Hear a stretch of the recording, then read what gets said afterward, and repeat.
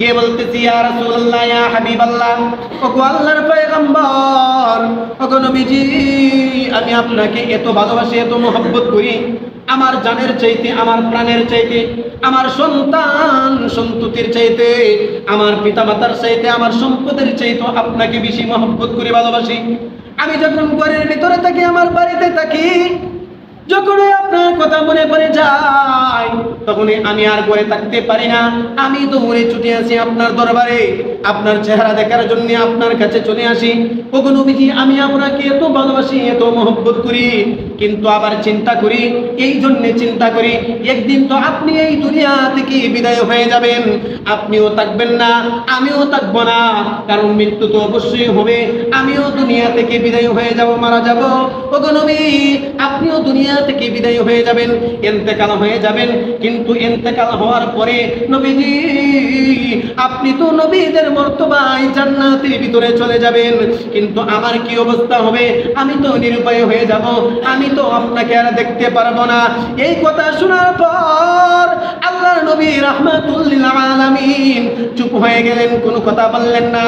কিছুক্ষণ চুপ থাকার পর আল্লাহ পাক রব্বুল আলামিন পবিত্র কুরআনুল কারীমের আয়াত নাজিল করে জানায় দিলেন।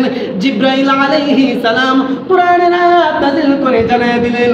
কুরআনের আয়াত নিয়ে এসে বলতেছেন, ওগো আল্লাহর হাবিব, আপনি আপনার ওই সাহাবী পৃথিবীর মানুষদেরকে জানিয়ে দিন, ওয়া মাইয়ুতি আল্লাহা ওয়ার রাসূলা ফাউলাইকা মাআল্লাযীনা আন'আমা আল্লাহু আলাইহিম মিনান নাবিয়্যিনা ওয়াস সিদ্দীকিনা ওয়াশ শুহাদা'i ওয়াস সালিহিন ওয়া হাসুনা উলাইকা রাফীকা যালিকাল ফাদলু মিনাল্লাহ ওয়া কাফা বিল্লাহি আলীমা। বলেন সুবহানাল্লাহ। আল্লাহ পাক রব্বুল আলামিন আয়াত নাযিল করে জানায় দিলেন, নবী আমার, আপনি আপনার ওই সাহাবীকে জানায় দিন, আপনি ওই দুনিয়ার মানুষকে জানায় দিন, ওয়া মাইয়ুতি আল্লাহা ওয়ার রাসূলা ওয়া মাইয়ুতি আল্লাহা ওয়ার রাসূলা ফাউলাইকা মাআল্লাযীনা আন'আমা আল্লাহ। যারা রাসূলকে মহব্বত করে, যারা আল্লাহ আল্লাহর রাসূলের সাথে মহব্বত রাখে, আল্লাহ আল্লাহর রাসূলের অনুগত করে, আল্লাহ আল্লাহর রাসূলের অনুসরণ করে, অনুকরণ করে, ওয়া মাইয়ুতি আল্লাহা ওয়ার রাসূলা ফাউলাইকা মাআল্লাযীনা আন'আমা আল্লাহ। যারা আল্লাহ আল্লাহর রাসূলের সঙ্গে থাকে, সাথে থাকে, তাদেরকে বলে দিন, তাদেরকে বলে দিন, তারা ওই সমস্ত ব্যক্তিদের সঙ্গে থাকবে, ওই সমস্ত লোকদের সাথে জান্নাতে থাকবে, ওই সমস্ত লোকদের সাথে থাকবে যাদেরকে আমি আল্লাহ আন'আমাল্লাহু আলাইহিম, যাদেরকে আমি আল্লাহ নিয়ামত দান করেছি, যাদেরকে আমি আল্লাহ অনুগ্রহ দান করেছি, তাদেরকে আল্লাহ নিয়ামত দান করেছে। আন'আমাল্লাহু আলাইহিম মিনান নাবিয়্যিনা ওয়াস সিদ্দীকিন।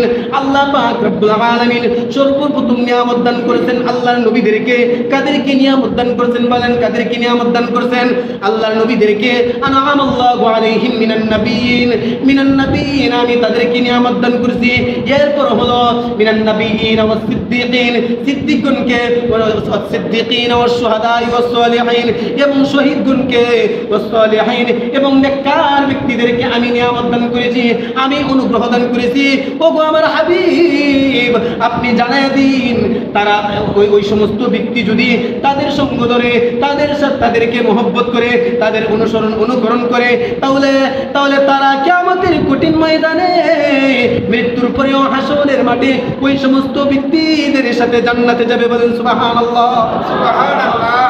ওই সাহাবী এই প্রশ্নের জবাবে কুরআনের আয়াত নাযিল করে আল্লাহ জানায় দিলেন, ওয়া মাইয়ুতি আল্লাহা ওয়ার রাসূলা ফাউলাইকা মাআল্লাযীনা আন'আমা আল্লাহু আলাইহিম মিনান নাবিয়্যিনা ওয়াস সিদ্দীকিনা ওয়াস শুহাদা'i ওয়াস সালিহিন ওয়া হাসুনা উলাইকা রাফীকা।